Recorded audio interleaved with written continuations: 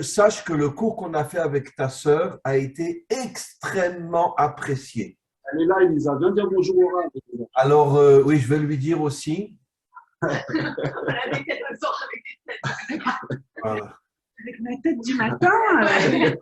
Alors, sachez que le cours que vous avez fait, vous avez été extrêmement apprécié. Les gens avaient la bouche bée. Ils n'ont pas cru entendre des choses pareilles, et je parle surtout de vous.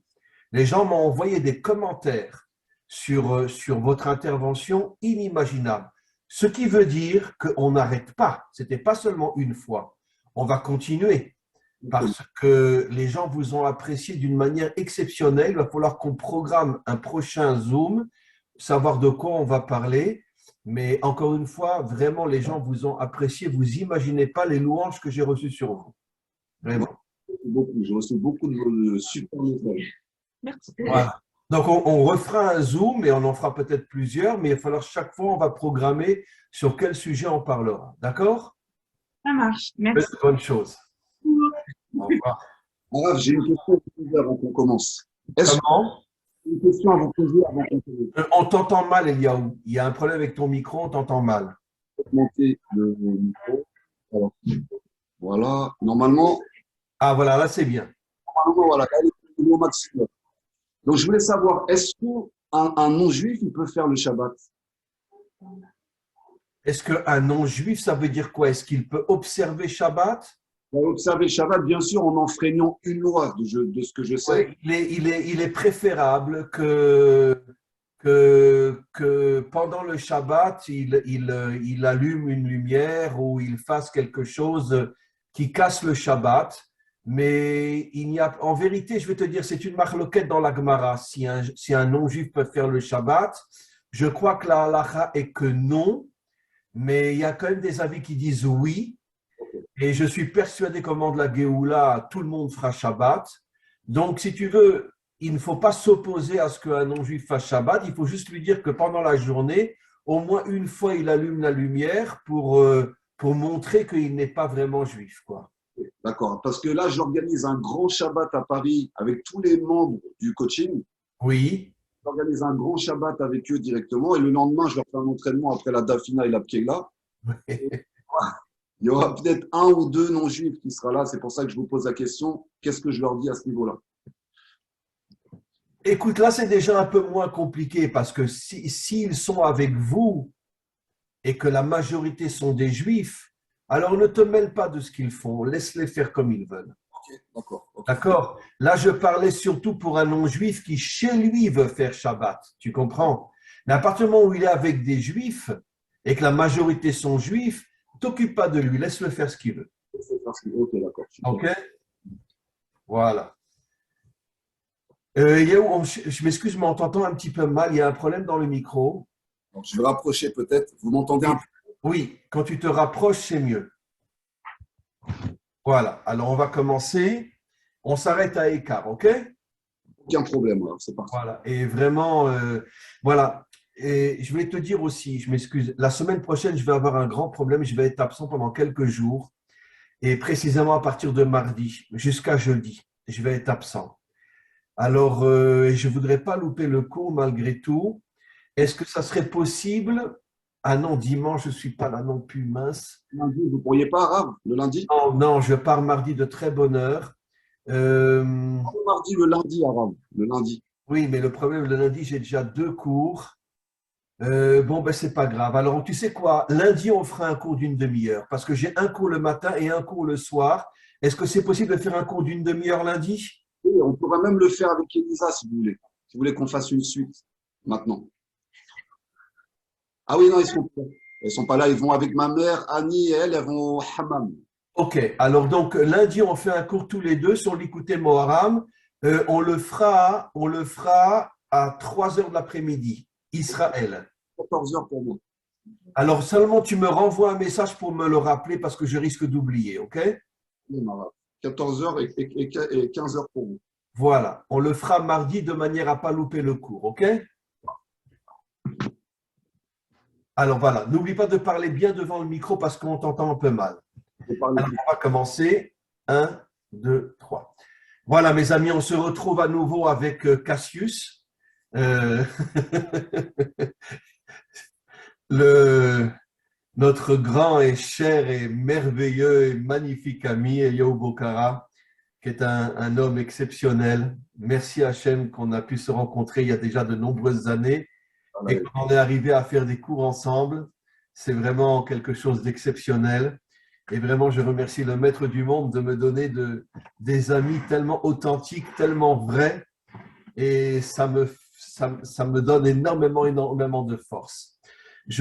On continue le Likutei Moharam, qui est dans le premier chapitre du Likutei Moharam, la Torah 47. Je vais lire un petit passage qui parle de la terre d'Israël. Je vais commenter un petit peu. Et puis après, tout de suite, on cède la parole à Eliyahu. On avait commencé, rappelez-vous, on avait commencé sur l'histoire de casser la Ta'avat Achila, de casser ce que j'appelle moi Ta'avat Achila. Je ne sais pas si Rabbi Nachman serait d'accord, mais encore une fois, on est bien d'accord que la Torah n'interdit pas le plaisir. Au contraire, dans le Talmud, on rapporte que quelqu'un qui, par exemple, se prive des plaisirs de ce monde, faute. C'est d'ailleurs la raison pour laquelle le nazir, qui se privait de pas mal de choses, il devait apporter après, à l'époque du temple, il devait apporter un sacrifice pour réparer d'une certaine manière le fait qu'il s'est privé des plaisirs de ce monde. On avait expliqué la dernière fois que la différence entre le plaisir et la ta'ava, c'est difficile à traduire en français, mais je vais l'expliquer d'après le sens. Le plaisir, j'ai le droit d'avoir un plaisir. La preuve, le Shabbat, on mange des choses extraordinaires et on est très content. La ta'ava, c'est je ne vis que pour ça. Ça, c'est ce qui est interdit. Vivre que pour le plaisir. Le plaisir des femmes, le plaisir de la nourriture, le plaisir de l'argent. Tous les plaisirs que ce monde nous offre. Si toute ma volonté, tout mon désir, c'est de ne vivre que pour ça, ça, c'est une faute terrible. Mais si je vis pour des choses essentielles et vraies, et que de temps en temps, je vais au restaurant, je vois un bon film, peu importe, etc., et que j'ai un plaisir sur le moment, ça, c'est pas du tout interdit d'après la Torah, bien au contraire. Ce qui est interdit, c'est de fixer sa vie sur le plaisir. Alors maintenant, on va parler de la terre d'Israël. Ve'eret Israël, la terre d'Israël, Sheikar Kabalatam et Prinat Yaakov. Celui des trois pères, qui est, on pourrait dire, le représentant, le modèle de la terre d'Israël, c'est Yaakov. Moshe Katouf, comme il est dit, Vayeshev Yaakov Baaretz, Yaakov s'est installé sur la terre. Je veux juste rajouter quelque chose que Rabbi Nachman ne dit pas ici, mais il le dit dans des dizaines d'autres textes. Pourquoi Yaakov? Parce que Yaakov, comme on le sait, c'est la tribu de Tiferet, qui est l'unité. Et justement, on pourrait dire tout le but d'Israël, c'est non seulement de créer l'unité sur sa propre terre, à l'intérieur même de son peuple, mais de propager cette unité dans le monde entier. Et Yaakov représente l'unité qui se dévoilera surtout avant la délivrance finale. Et la terre d'Israël est liée à cette unité, bien qu'aujourd'hui, jusqu'à aujourd'hui, on ne peut pas dire qu'on l'est véritablement, mais bon, c'est tout le processus jusqu'à la délivrance finale. Mais Yaakov représente l'unité, c'est-à-dire l'union des contraires. La différence entre l'unité et l'uniformité. L'uniformité, on est tous pareils, on est tous des morts. Et l'unité, on est tous différents, on est tous des vivants. On continue. C'est pour ça que la terre d'Israël s'appelle aussi, dans de nombreux textes, Eretz Achayim, parce que qu'est-ce que c'est la vie? C'est l'union entre l'âme et le corps, l'union entre deux contraires, entre la dimension spirituelle et la dimension matérielle. C'est ça la véritable vie. Pourquoi malheureusement on ne vit pas longtemps? Parce que l'homme n'arrive pas véritablement à unir les contraires. Donc on vit un certain temps, puis après l'âme et le corps se séparent. Mais après la résurrection, on vivra éternellement parce qu'on arrivera à lier d'une manière éternelle le monde d'en haut avec le monde d'en bas. Il explique. Kitfilin nikraim chayim. Les tfilin que l'on met sur le bras et sur la tête s'appellent aussi chayim, s'appellent aussi la vie. Kemoshe Katouf, comme il est dit, Hashem alehem yechyu. Quand tu portes Hashem sur toi, c'est-à-dire tu portes les tfilin sur toi, tu atteins la vie authentique. Je vais expliquer dans quelques instants. Alors, juste, je vais expliquer les tefilines. Pourquoi les tefilines? Parce que les tefilines, c'est sur le bras, l'action, et sur la tête, la pensée. Pour dire qu'il faut unir la pensée et l'action. Un homme authentique, c'est pas seulement celui qui pense, celui qui parle, mais c'est aussi celui qui agit. Un homme authentique n'est pas que celui qui agit, c'est aussi celui qui est connecté à Dieu. Donc, quand tu es connecté à Dieu par la pensée et la parole, et qu'en même temps tu agis, c'est ça le secret des tefilines, tu es un homme authentique. On continue. Il est dit à propos de la terre d'Israël, l'obemiskenu tochal balechem, ce n'est pas dans la pauvreté que tu mangeras du pain, qu'il est famille, madame ochel lechem mechamataniou. Des fois, un homme ne mange que du pain parce qu'il n'a pas d'argent pour acheter autre chose. Velo mechamat chesaron ta'ava le tanugim machrim. Et pas parce que il ne veut, ça veut dire qu'il mange du pain parce qu'il n'a pas d'argent et donc il n'a pas d'autre choix. Mais ici, Rabbi Nachman parle de quelqu'un qui a la possibilité d'acheter d'autres nourritures, mais il se contente de manger que du pain parce qu'il ne veut pas tomber finalement dans l'abîme du désir de se faire plaisir, de faire plaisir à son ventre. Avalim ayalo sharma achalim, quelqu'un de riche qui a d'autres possibilités d'acheter d'autres nourritures, loya ochel lechem levad, il ne mangera pas que du pain. Vezeh shevar eret Israël, c'est ça la grandeur de la terre d'Israël. Ce n'est pas parce que tu es pauvre que tu ne mangeras que du pain. Et la mechamat shivur ou bitul tavat achila, mais parce que tu arrives à casser ton désir de faire plaisir à ton ventre et tu ne manges que du pain. Et ça, c'est Bechinat Tfilin, Bechinat Yaakov, c'est l'union entre le monde d'en haut et le monde d'en bas, mais Prinat Emet qui est la vérité. La vérité, c'est justement l'union entre les contraires. Alors, on va s'arrêter là. Je conclus ce qui vient d'être dit. La terre d'Israël est censée nous donner la force de ne pas tomber dans tous les désirs pervers de ce monde, l'argent, les femmes, la nourriture, etc. Rabbi Nachman parle surtout de la nourriture, mais on a vu, je crois, dans une autre Torah, Eliaou, que la nourriture, c'est la racine de tous les autres défauts. À partir du moment où un homme tombe dans le désir de se faire plaisir dans la nourriture, il tombe aussi dans le désir de l'argent et dans le désir des femmes. D'ailleurs, c'est ce qu'on voit partout, hein. Les grands bouffeurs sont aussi des grands débauchés et des voleurs. Et donc, voilà.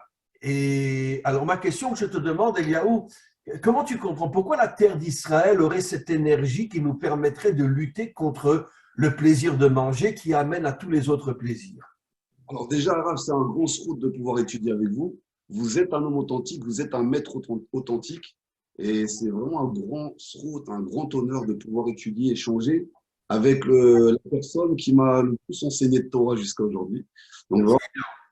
Merci beaucoup. Donc, il y a quelque chose qui est étonnant déjà, c'est qu'on sait que la terre d'Israël, elle mange ses habitants. Donc, elle a une capacité digestive. Il y a un verset qui dit Eret Israël, Ochelet Yoshvea, elle mange ses habitants. Mais comment tu le comprends? Elle mange quoi? Elle nous détruit? Ça veut dire quoi? Elle nous mange? C'est un peu la faute des explorateurs. Ils sont arrivés, ils ont vu que les Cananéens enterraient leurs morts. Donc, c'était pour faire diversion, en fait. Donc, elle mange ses habitants et elle rejette les habitants qu'elle estime pas à la hauteur de vivre sur cette terre. Donc manger, c'est un bien finalement, parce qu'elle nous intègre complètement, comme la nourriture qu'on intègre dans notre corps. On devient finalement une partie de la terre d'Israël en étant mangé. Exactement, c'est ça. On s'intègre à la terre d'Israël, on est avalé, on est digéré, Bravo. on est transformé. Et elle fait un tri, c'est-à-dire qu'elle vomit l'habitant qui se comporte mal sur cette terre et elle digère ceux qui se comportent d'une façon kadosh. Donc déjà, on voit qu'il y a une sélection de la terre d'Israël dans l'attitude. On voit aussi que le roi David se contentait que d'un morceau de pain, ne dormait que 18 minutes. Ça veut dire que, oui, on doit manger pour vivre, et on ne doit pas vivre pour manger. On connaît tous cette expression. Donc manger pour vivre, c'est différent. C'est-à-dire on mange parce qu'on prend des forces pour construire la terre d'Israël, pour construire ce monde. Et là, on n'est pas dans une notion de plaisir simple. On prend du plaisir parce il y a des goûts, il y a des parfums, il y a des odeurs différentes. Sinon, Hachem aurait mis tout d'une manière fade. Mais le but, c'est que lui, comme vous l'avez très bien dit, c'est la tribu d'Yaakov. Il veut qu'on soit équilibré dans la façon de s'alimenter. Oui, tu vas prendre du plaisir à manger, mais tu ne vas pas passer ton temps à prendre du plaisir à manger. Il faut que tu comprennes qu'il y a du plaisir dans les aliments, Mais ce plaisir-là est fait pour te rendre plus fort, pour te permettre de bouger, pour te permettre de construire ce monde et pas pour t'endormir dans ce monde. Et il y a une petite histoire juste par rapport à ça que j'avais écoutée, qui était magnifique. Je la raconte rapidement, mais je pense qu'elle est importante, qui expliquait qu'il y avait en fait un roi qui avait préparé des festivités et il y avait un groupe de personnes qui étaient invitées à ces festivités. Et quand ils arrivent donc à ces festivités, on leur présente un très très grand festin avec des mets de toutes les couleurs, de toutes les odeurs qui sont magnifiques. Et d'un autre côté, on leur montre tout un mécanisme avec des diamants et on leur dit, vous avez 2 heures pour enlever le plus de diamants possible de ce mécanisme. Et la majorité du groupe part sur le festin, mais c'est trop beau, viens manger avec nous, on va se régaler et tout. Et ils commencent à manger. Et il y en a un, il dit non, moi j'ai pas le temps, je vais m'occuper des diamants, je vais m'occuper à sortir les mécanismes du diamant. Et les autres disent on ira après, on mange d'abord et après on ira s'occuper des diamants. Et le temps passe et ceux qui mangent, ils commencent à avoir un coup de fatigue parce qu'après il y a la digestion, il y a la fatigue, ils commencent à s'endormir, ils sont enivrés avec le vin et ils se réveillent, les 2 heures sont passées, le garde du roi vient les réveiller, allez maintenant il faut sortir. Et il commence à dire au garde du roi, mais attendez, on n'a même pas eu le temps de chercher les diamants, c'est trop tard, vous devez partir. Regardez votre ami ce que lui a fait, il n'a pas mangé, il a été sortir le plus de diamants possible du mécanisme et en plus le roi l'a accueilli pour le féliciter de ce qu'il a fait. Donc, ça nous montre ce qui se passe dans ce monde-là. C'est-à-dire, si on s'attarde trop sur les plaisirs de ce monde-là, on passe complètement à côté des diamants qu'on vient récupérer dans ce monde et des étincelles, c'est-à-dire des étincelles de lumière qui sont… Les diamants représentent d'une certaine manière la vérité, la lumière, les étincelles. Bien sûr, dans tout, ça se trouve dans les aliments. Mais le problème, c'est que là, on a fêté tout Bishvat. On voit bien qu'on remange exactement les mêmes fruits qui ont causé la faute. Certains disent que l'arbre de la connaissance du bien et du mal, c'est la vigne. D'autres disent que c'est la figue. D'autres disent que c'est le pommier. D'autres disent que c'est l'étroguier. Donc, au final, on remange tous ces fruits. C'est quand même étonnant. Pourquoi on remange les fruits de l'arbre de la connaissance du bien et du mal? Ce que j'ai étudié, il explique que justement, parce que soit tu manges ces fruits-là juste pour ton plaisir et tu retombes dans la faute, ou soit tu manges ces fruits-là en mettant des bénédictions, en élevant la sainteté et la lumière qui est dedans, et ça te permet de donner une force pour toute l'année pour pouvoir remanger d'une manière équilibrée et saine. Excuse-moi de t'interrompre, Eliaou, mais c'est le sens des bénédictions que nous faisons avant et après de manger pour essayer, je parle si on est un homme authentique, de connecter le monde d'en bas au monde d'en haut, puisque la bénédiction, c'est faire allusion à Dieu. Donc, on ne veut pas manger uniquement pour être dans la matérialité, on veut connecter le monde d'en haut au monde d'en bas, c'est ça la bracha. D'ailleurs, la première lettre de la Torah, c'est le bet, et nos maîtres nous disent, c'est la première lettre du mot bracha, pour nous faire comprendre que tout le travail de l'homme, c'est de connecter le monde d'en haut au monde d'en bas. Et c'est ça qui est important, c'est-à-dire que vous l'avez très bien précisé au démarrage. On pourrait commencer à vivre comme dans l'ascétisme en se disant, moi je ne goûte à rien de ce monde. Mais les diamants qui étaient coincés dans le mécanisme, dans l'histoire que je vous ai racontée, ils sont coincés dans les plaisirs de ce monde. Mais c'est ça qui est dangereux, c'est que c'est un piège. C'est-à-dire pour récupérer ces étincelles de sainteté, il faut passer par les plaisirs de ce monde, mais il faut réussir à, comme la digestion et comme la terre d'Israël, distinguer ce qui est bon de ce qui n'est pas bon. C'est tout le processus de la digestion. Donc oui, fais-toi plaisir en mangeant, fais-toi plaisir en ayant des unions, mais dans le mariage, en mangeant de façon cachère, en travaillant de façon cachère. Toutes ces façons-là te permettent de te connecter à la matière, mais de sortir les étincelles de divinité qu'il y a dans cette matière. Et c'est ça qui va permettre de sortir tous ces diamants. Et l'erreur du monde spirituel en général, c'est qu'ils ont pensé qu'il ne fallait pas du tout toucher à la matière parce que la matière a un magnétisme et ils ont eu peur de tomber et de rester coincés dans le piège, dans ce piège. Alors que tout le but de la descente dans ce monde, c'est de récupérer tous ces étincelles d'énergie et de lumière qui sont justement coincés dans la matière. Sinon, on passe complètement à côté de ce monde. Donc la nuance est très, très, très fine. Et on le voit donc avec tout Bishvat. On voit que c'est donc… On est venu en terre d'Israël pour manger des fruits. On voit que les explorateurs, ils ont ramené quoi? Ils ont ramené des grains énormes. Donc, ils sont venus pour manger des fruits. Dans les fruits, il y a la shrina, dans les fruits de la terre d'Israël. Il y a la shrina dedans. Mais comment tu vas les manger? Est-ce que tu vas te saouler avec comme Noach? On a bien vu qu'il a planté la vigne.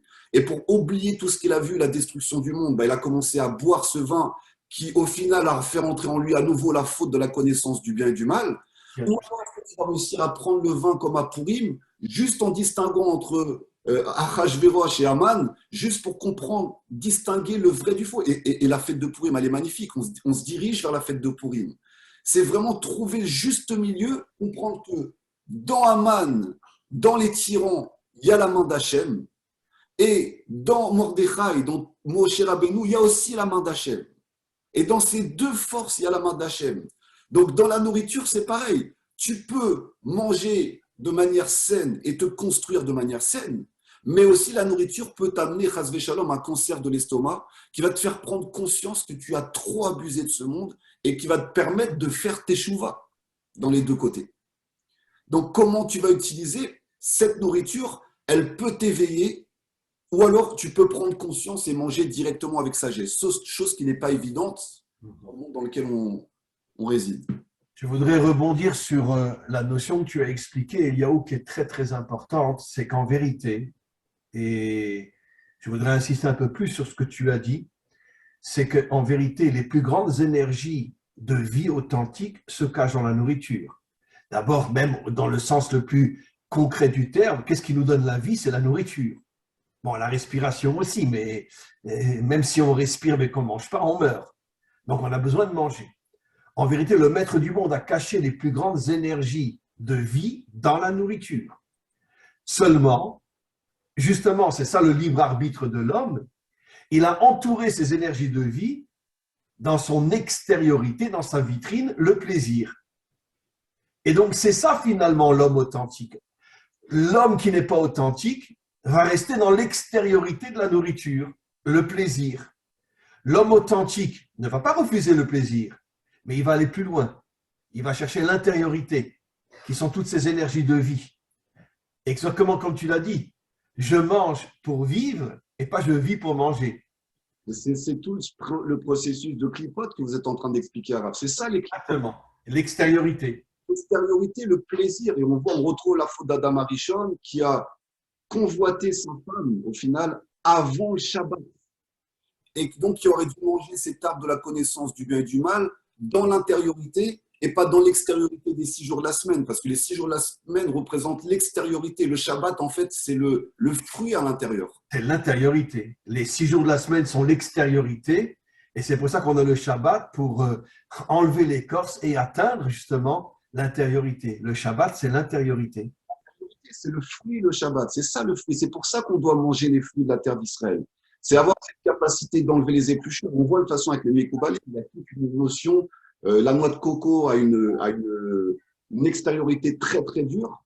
On voit aussi que, par exemple, à l'opposé, la pomme a une peau très fine et des pépins, des petits pépins. Et au final, chaque fruit a soit une écorce très dure et très tendre à l'intérieur, ou à l'inverse, très tendre à l'extérieur avec un noyau très dur à l'intérieur. Donc, c'est dans le processus des fruits qu'on a vu à Toubishvat, on a toute cette intériorité et cette extériorité qui s'exprime justement à travers les fruits de la terre d'Israël. Et c'est vrai que les fruits de la terre d'Israël, ils ont un goût très particulier quand même. Moi, j'adore les fruits. Mais en Israël, quand je suis en Israël, la pastèque, le sabra, les raisins, les figues, ils ont un goût. Et Arav, je peux vous dire quelque chose. En Bretagne, je voudrais presque dire que le meilleur vin du monde aujourd'hui, c'est le vin d'Israël. on sent C'est de la folie. Je me rappelle quand je suis arrivé en Israël il y a 30 ans, il n'y avait pas de vin en Israël. Le vin était horrible. Aujourd'hui, je n'arrive plus à boire un vin français. C'est vrai. Le vin israélien est tellement, je ne sais pas comment il a pu monter si haut, mais on ressent qu'il y a c'est pas seulement le plaisir de la bouche, on sent qu'il y a des énergies d'une puissance incroyable dans le vin israélien aujourd'hui. Totalement vrai, Arav. Et pour vous dire quelque chose de fou, j'ai rencontré en Bretagne un Calédonien. Donc un Calédonien qui n'a rien à voir avec Israël. Mais quand même, en Nouvelle-Calédonie, ils ont des fruits qui sont magnifiques parce que c'est une île avec des fruits. Bien sûr. Et il m'a dit, il a été en Israël, à Jérusalem. Et pour vous dire, ça m'a touché vraiment. Et il a commencé de parler d'Israël avec un amour. Et qu'est-ce qu'il a dit? Il m'a dit, les fruits de la terre d'Israël. On a commencé à parler des fruits. Et pour vous dire, il a pleuré quand il a pensé aux fruits de la terre d'Israël. Il a pleuré en pensant aux fruits de la terre d'Israël. Alors qu'en Nouvelle-Calédonie, il y a des fruits extraordinaires en Nouvelle-Calédonie. Mais ce qui l'a fait pleurer, quelqu'un qui est loin d'Israël, c'est les fruits de la terre d'Israël. Il en a pleuré, il a versé des larmes. Je me suis dit, mais c'est pas possible. Il y a quoi dans ces fruits? Il y a quoi dans les fruits de la terre d'Israël? Je vois mes fils, c'est pareil. Quand on est en Israël, les fruits, ils adorent les fruits. Il y a quelque chose qui est caché dedans. Et je viens d'apprendre il n'y a pas longtemps que dans les fruits de la terre d'Israël, il y a la shrina. Oui, absolument. Il y a des énergies divines qui n'existent que dans la nourriture d'Israël. Absolument. Parce que la terre d'Israël est connectée, d'ailleurs nos maîtres le disent, toutes les terres dans le monde entier sont aussi connectées à Dieu. Mais il y a un intermédiaire, on pourrait dire une sorte d'ange entre Dieu et la terre. Et c'est surtout, d'une certaine manière, l'ange qui est, d'une certaine manière, celui qui déverse les énergies d'en haut dans le monde d'en bas. La seule terre qui n'a pas d'intermédiaire entre la matière et Dieu, c'est la terre d'Israël, qui est directement connectée à Dieu. Et c'est pour ça qu'on reçoit des énergies dans la nourriture qui nous donnent des forces absolument incroyables. Et j'aimerais rajouter à Rav par rapport au fait, parce que dans la suite de la Torah que vous lisez, il dit que la bénédiction va résider sur le fait qu'on n'aura pas besoin de manger beaucoup en Eretz Israël et on arrivera à un sentiment de satiété en mangeant peu, en mangeant qu'un peu de pain et un peu d'eau. Comme tu l'as dit tout à l'heure, je m'excuse de t'interrompre, le roi David, qui était milliardaire, il était roi, d'accord, se contentait tous les jours d'un verre d'eau et d'un petit morceau de pain. Je ne sais pas comment ça lui donnait les forces d'être un guerrier incroyable, mais c'est ce que dit Rabbi Nachman. Parce qu'il y a une telle énergie de force et une énergie infinie qui vient de Dieu dans la nourriture d'Israël, que lui, il arrivait à capter cette énergie, il mangeait un petit morceau de pain et il avait plus de force que celui qui aurait mangé un festin énorme. Parce que lui allait directement à cette énergie qu'il captait, une énergie infinie qui lui donnait des forces, parce qu'on ne peut pas comprendre comment un guerrier comme ça se contentait d'un morceau de pain et d'un verre d'eau. Mais est-ce que ça ne serait pas ça, Rav, la malchoute, justement? C'est-à-dire, on sait que David avait été sous une force dite féminine, représentait le haut. Donc, on sait que la féminité, c'est l'intériorité des choses. Donc, l'intériorité. Oui, l'intériorité, oui. La féminité, c'est l'intériorité des choses. Absolument, c'est pour ça qu'on dit qu'il avait une âme féminine, pas dans le sens lo alenu, que tous les idiots vont comprendre, mais dans le sens une âme féminine, c'est-à-dire l'âme de l'intériorité, puisque le mot féminin dans les codes bibliques signifie l'intériorité. Donc il avait une âme qui ne captait que l'intériorité des choses.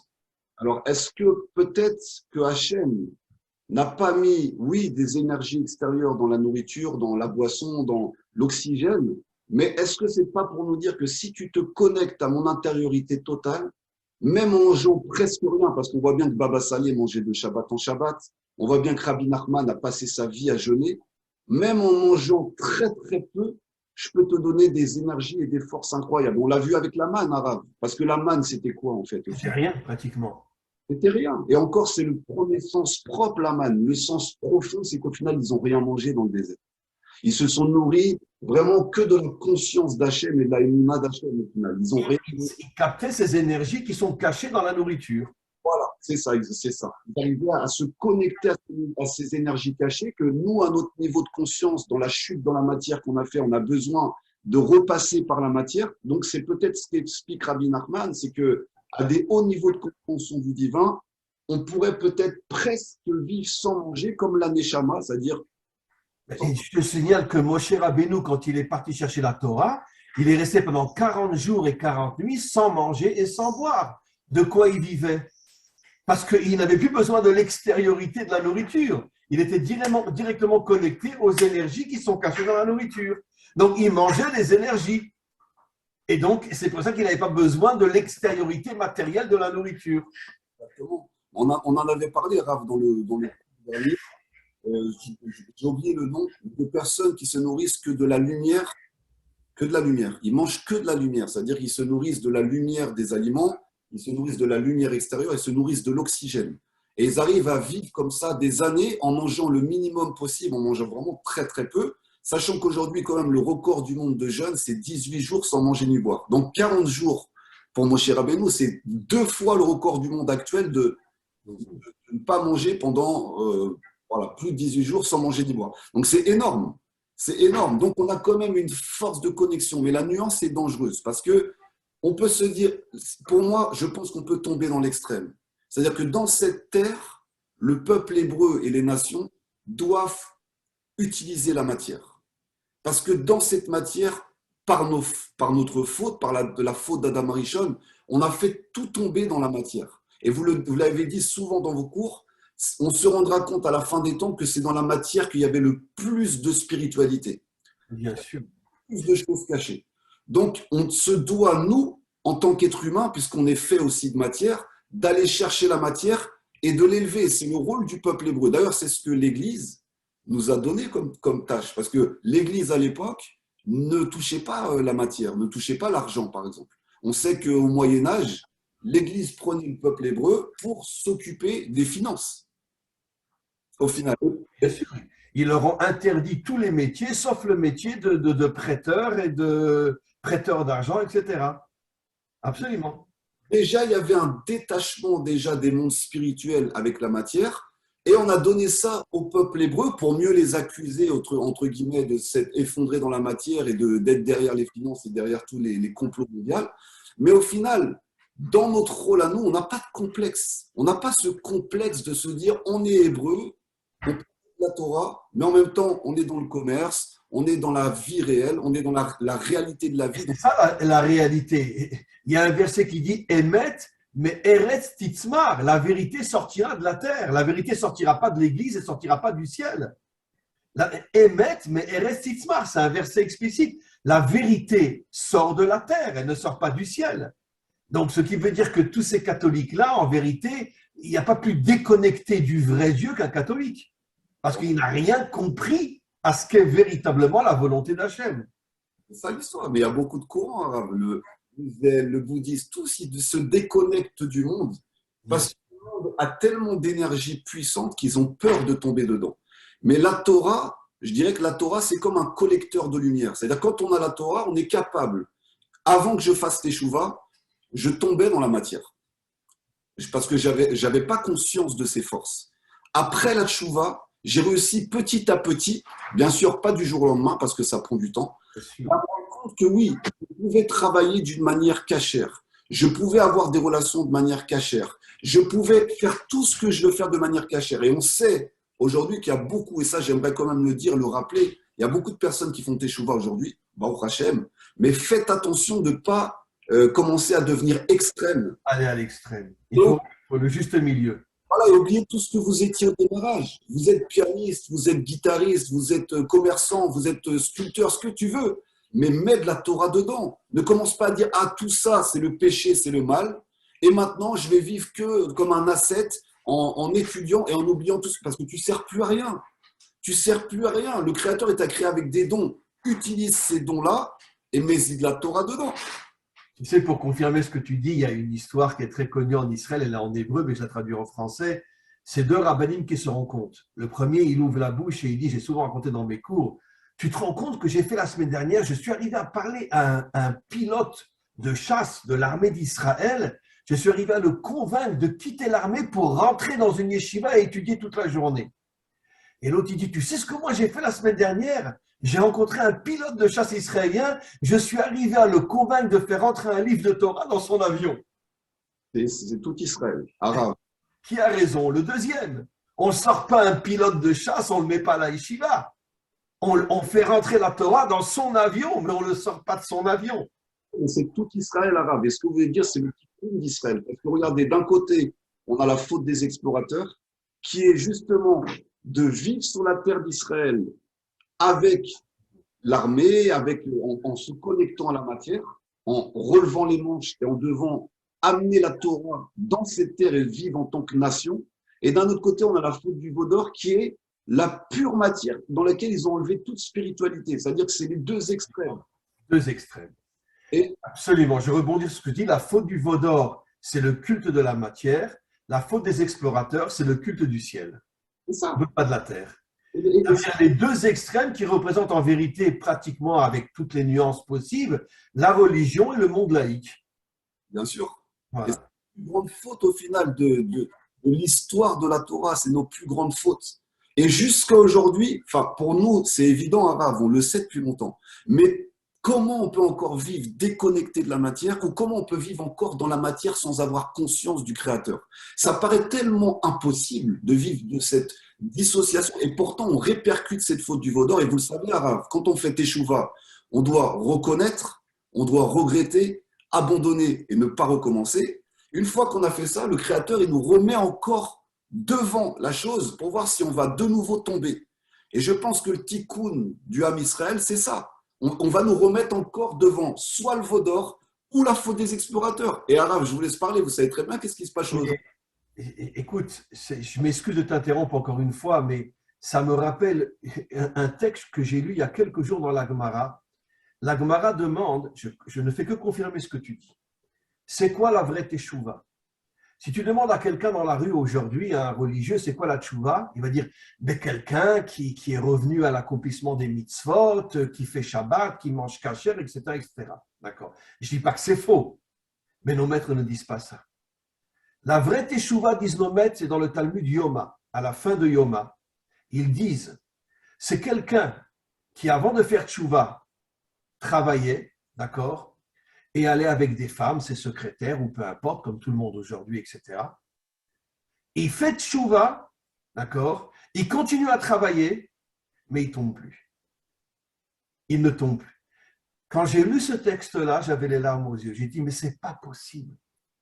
Comment nos maîtres ont le courage de dire, ils ne parlent pas ni de kashrut, ni de Shabbat. Bien sûr qu'il faut manger kasher et faire Shabbat. Ils ne parlent pas de ça. Il dit, c'est celui, la vraie tchouva, il continue à être là où il était, mais il ne tombe plus. Ça veut dire exactement ce que tu as dit. La teshuva, ce n'est pas on fuit ce monde. On est dans ce monde, mais on ne tombe plus. C'est ça la vraie teshuva. De retirer ces étincelles. Et aujourd'hui, Arav, je pense que les deux grandes épreuves qui nous attendent, c'est d'une, casser tous ces rabbanim en dehors d'Eretz Israël qui empêchent le Ham Israël de remonter, qui sont en train de répercuter la même faute des explorateurs. On est bien ici, on a une communauté, on est à l'aise. Regarde, en Israël, c'est compliqué, regarde, c'est difficile, qui empêche, qui décourage les gens de monter. Et il n'y a pas que les rabbanim, il y a aussi les juifs qui se disent ça les uns aux autres. Ça, c'est la faute des explorateurs d'aujourd'hui. Et aujourd'hui, bien sûr. Et de l'autre côté, le veau d'or, eh ben, c'est ce qui se passe aujourd'hui. C'est-à-dire, moi, je suis à Miami, je me fais 500 000 euros par mois. Qu'est-ce que je vais aller en Eretz Israël chez les sauvages là-bas? C'est aussi la faute des veaux d'or. C'est la même chose. Et on revit ça. Hachem, il nous reteste à l'aube de la Géoula. Qu'est-ce qui se passe? Est-ce que les rabbinim vont tous nous dire maintenant, il est temps de monter en Eretz Israël? Allez-y, il est temps de reconstruire notre nation. C'est le moment. Et si chaque rave de chaque communauté, bien sûr qu'il faut étudier le cas de chacun en fonction d'eux, bien sûr il y a des circonstances et on ne fait pas n'importe quoi parce qu'on porte une responsabilité. On voit bien que dans le discours ambiant, que ce soit en France par exemple, moi j'entends pas les rabbinim de France, le consistoire, tout ça, je ne les entends pas dire il faut rentrer en Israël, il faut aller en Israël. J'entends pas ça et c'est dommage. C'est dommage qu'on n'entende pas ça en France, qu'il faut monter en Israël, préparez-vous, on vous prépare. Mais si un rabbin en France, il dit que partir en Israël, il perd sa parnassa, il perd son travail, il perd son argent, il sera le dernier à dire qu'il faut aller en Israël. On est en plein dans la faute des explorateurs, parce que c'est ce que Rabbi Shimon Bar Yochai dit. Ils ont empêché, pas parce qu'ils avaient peur des Cananéens, ils ont empêché parce qu'ils savaient qu'ils allaient perdre leur avantage. Ils allaient perdre leur statut de dirigeant. Leur statut de dirigeant. D'accord? Et maintenant, se détacher de Miami où tu gagnes, ou du Canada, où tu vis dans un cocon, que c'est magnifique de se détacher de cet endroit-là pour aller en Israël, tout reconstruire, envoyer tes enfants à l'armée. Il faut un courage exceptionnel. Mais c'est pour ça que nos maîtres disent Eretz Israël niknet beyesurim. Tu ne peux arriver à te connecter à la terre d'Israël que si tu traverses de grandes épreuves. Parce que la terre d'Israël fait de nous des guerriers, des combattants. C'est pour ça que beaucoup ne veulent pas venir parce qu'ils préfèrent kiffer la vie à Paris ou ailleurs. Comprends? Parce que dès que tu arrives en Israël, tu passes des choses inimaginables. Bon, je m'excuse de le dire, mais moi je me rappelle quand j'étais à Paris avant de venir en Israël il y a 30 ans, j'avais un Beth Midrash avec plus de 200 personnes. Et quand je suis arrivé en Israël, j'étais obligé pendant 1 an et demi d'être déménageur. Déménageur. Un raf qui devient déménageur. Parce que je n'avais pas de quoi manger. Alors, je suis devenu déménageur. Mais je peux te dire, mais vraiment de ma bouche à Hachem, je préférais être déménageur en Israël que Rav à Paris. Mais évidemment. Je vois arabe. Moi, je suis en ce moment en France. J'étais en Israël pendant longtemps. Et je vois la force d'attraction de la France. Je ressens cette Égypte mondiale. C'est-à-dire qu'on ressent, je parle pour tous les Juifs qui sont en route Slaretz, on sent oui, les choses, les affaires vont marcher.